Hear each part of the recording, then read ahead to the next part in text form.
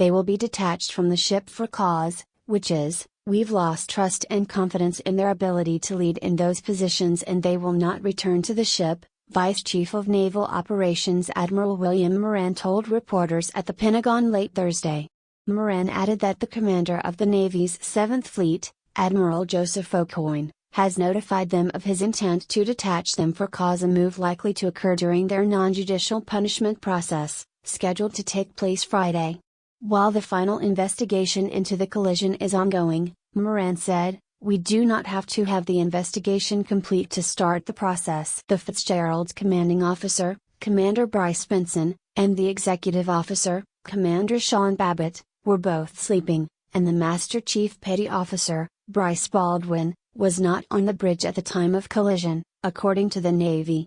The bow of the cargo ship directly struck the commander's cabin, according to the Navy's report detailing the immediate aftermath of the collision.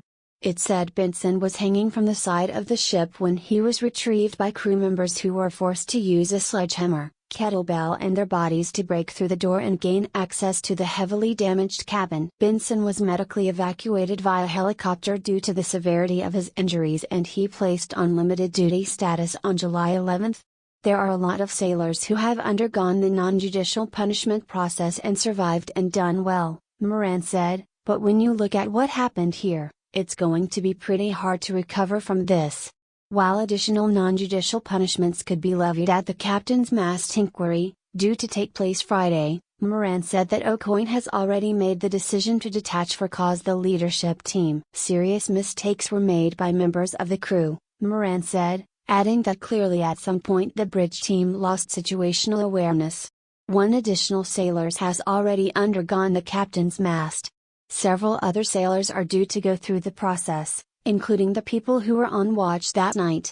The Navy also plans to review its training and qualification procedures in the wake of the deadly collision, in which the Fitzgerald was heavily damaged. It will have to be brought back to the U.S. for repairs. The Navy's report on the immediate aftermath provides a harrowing account of U.S. sailors attempting to escape a rapidly flooding sleeping area that filled with water within minutes after the cargo ship's bow tore a hole in the side of the Fitzgerald. Of the 35 sailors in the sleeping area at the time of the collision, 28 were able to escape, but the remaining 7 sailors died.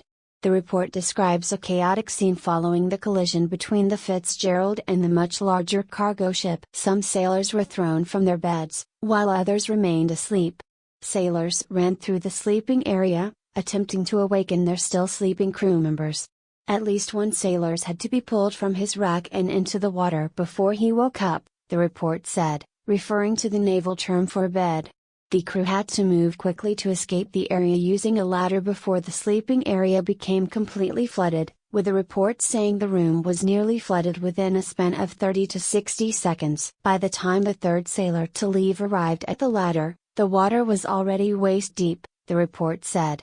Rear Admiral Charles F. Williams wrote in the memo accompanying the report that the sailors in that sleeping area should be commended for their response to the dangerous and deadly threat they faced.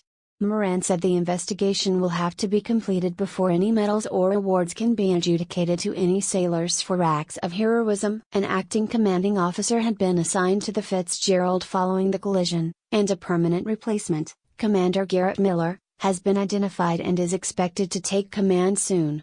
The full investigation will have to be completed in order for the Navy to assign responsibility for the collision. What do you think about this news? Scroll down and comment. Thanks for watching. Please subscribe. Goodbye and see you again.